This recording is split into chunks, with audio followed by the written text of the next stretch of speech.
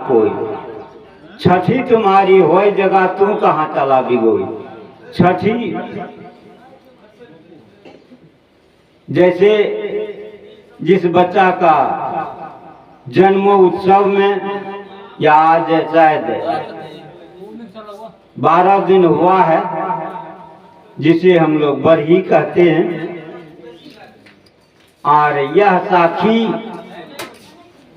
कह रहा है छठी मतलब ये मानव तन पाना छठी कहलाता है, और छठी का अर्थ मन भी होता है। छठी तुम्हारी होई जगह तू कहाँ चला बिगोई।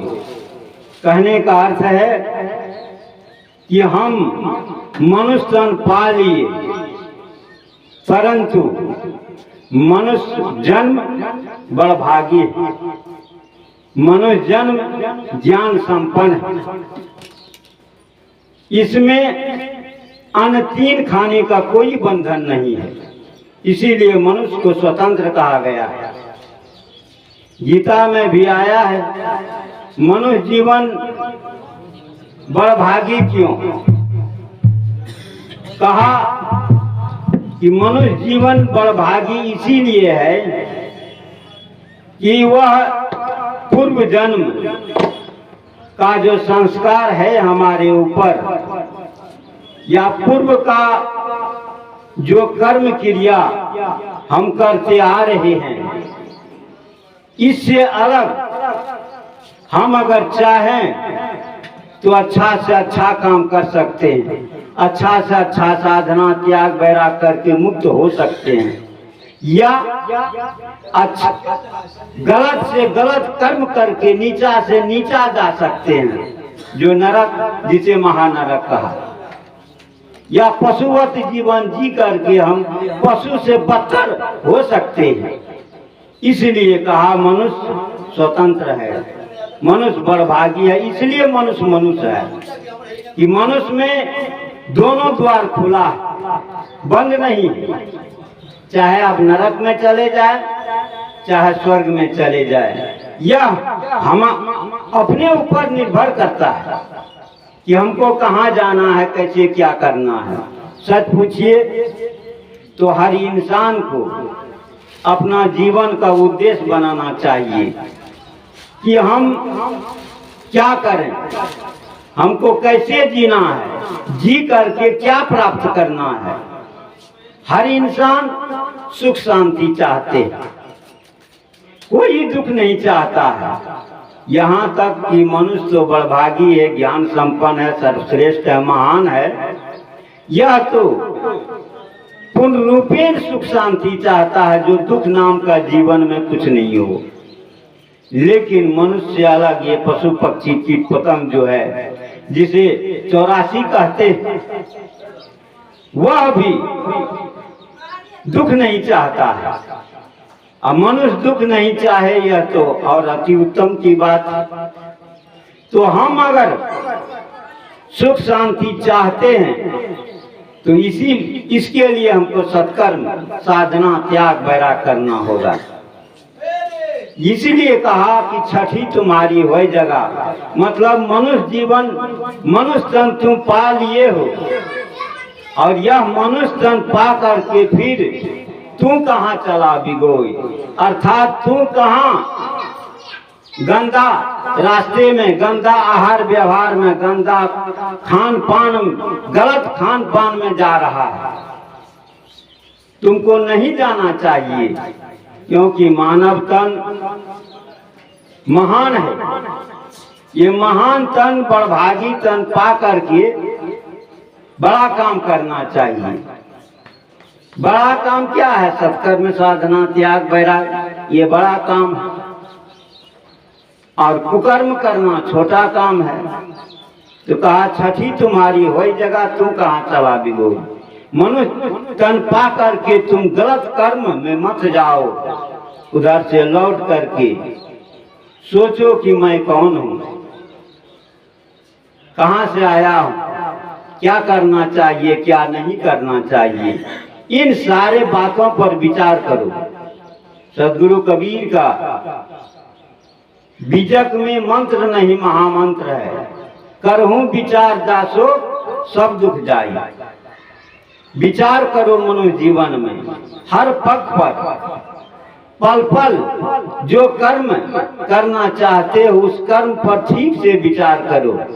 यह कर्म करने के बाद हमें क्या होगा जीवन में, सुख होगा कि दुख होगा, इससे हमारे जीवन में क्या होगा इस पर विचार करो, तब फिर करो। इसी को रहीम कवि ने कहा, बिना विचारे जो करे सो पाछे पछताए। काम बिगाड़े आपनो जग में होत हंसाए। कि बिना विचारे जो कुछ किया जाता है वह गलत होता है, इसलिए विचार करना चाहिए। विचार मंत्र नहीं महामंत्र है, हर काम में विचार करना चाहिए। यह बच्चा चाहे लड़का हो या लड़की हो जो आया है, सच पूछिए तो अभी वह बच्चा पूर्ण निर्मल शुद्ध बुद्ध है। और इसी संबंध में एक महात्मा बोल रहे थे कि बच्चा का अगर सही शिक्षा दीक्षा चाहिए जो वह महान बने, पक्का इंसान बने, पक्का ज्ञानी ध्यानी त्यागी बैरागी बने, तो इसके लिए बच्चा के जन्म से 15 या 20 साल पहले उसका शिक्षा दीक्षा शुरू हो जाना चाहिए। इस तरह महात्मा ने कहा। तो एक युवक को समझ में नहीं आया, कहा महात्मा जी यह क्या कह रहे हैं, बच्चा का जन्म हुआ नहीं, शिक्षा दीक्षा 15 वर्ष पहले, क्या मतलब? यह तो समझने में आता नहीं है। तब महात्मा का बैठो, और कोई प्रश्न है? कहा नहीं। तो बैठो सुनो, समझ में आ जाएगा। बच्चा का जन्म से 15-20 साल पहले, यानी माता पिता जहां से वो आता, उस माता पिता को अच्छा होना चाहिए। जैसे राम भगवान दशरथ कौशल्या बहुत भारी तप किए, तब राम भगवान उसके कोख में आए। कहते हैं रजनीश का एक पत्रिका में पढ़ा था, उसमें दिया था कि जीव जब शरीर से निकलता है तो वह जैसा संस्कार लेकर के निकलता है वह वैसे संस्कार का गर्भ खोजता है, और जब मिल जाता है तो वहां प्रवेश कर जाता है। जब तक नहीं मिलता है तब तक वह घूमते रहता है। अपना जैसा संस्कार है वैसे माता पिता खोजता है। इसलिए कहा कि बच्चा के जन्म से पहले माता पिता को ज्ञानी होना चाहिए। अगर अच्छा ज्ञानी बनाना चाहते तो खुद ब खुद अपना ज्ञानी होना होगा, तब बच्चा अच्छा होगा। इसके लिए मैं, आप लोग सुने होंगे मदरसा नाम की एक विदुषी जो वैदिक काल की, वह तपस्विनी, वह बाप की एक लौती बेटी, बाप धनाढ़ था, वह अच्छा साधिका थी, साधना में रत रहती थी। जब शादी जो हुई तो उनका पिताजी ने प्रश्न किया कि बेटी अब तुम्हारी शादी मैं करना चाहता हूँ। कहा बाबूजी मैं शादी नहीं करूंगी। शादी करने के बाद बहुत सारा झंझट दुख बढ़ जाता है मनुष्य जीवन में, और मनुष्य जो चाहता है वह हो नहीं पाता है, चाहे वह नर हो चाहे नारी हो, चाहे पुरुष हो चाहे औरत हो। इसलिए मैं नहीं करूंगी।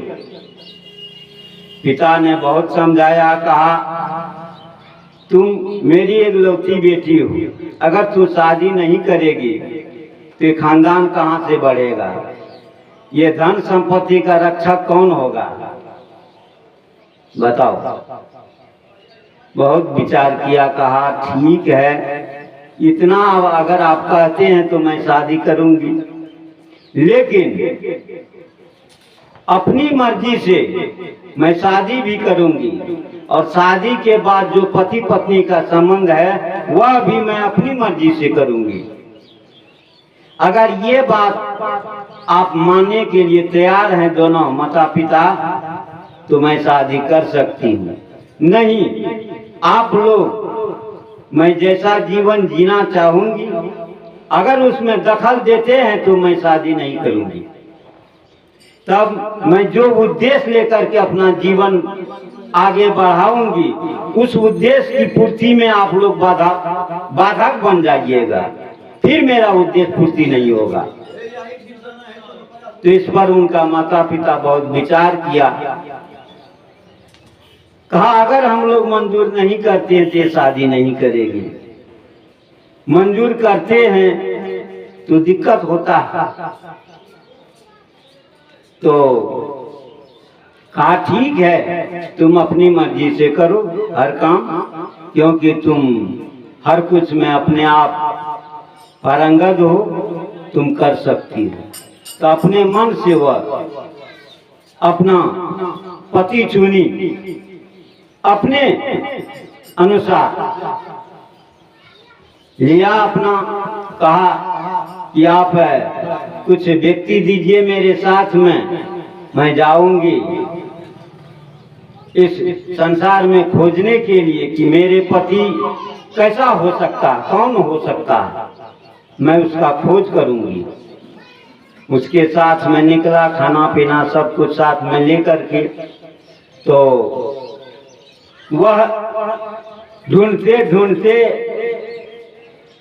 एक लकड़हारा लकड़ी काट रहा था, वृक्ष पर चढ़ करके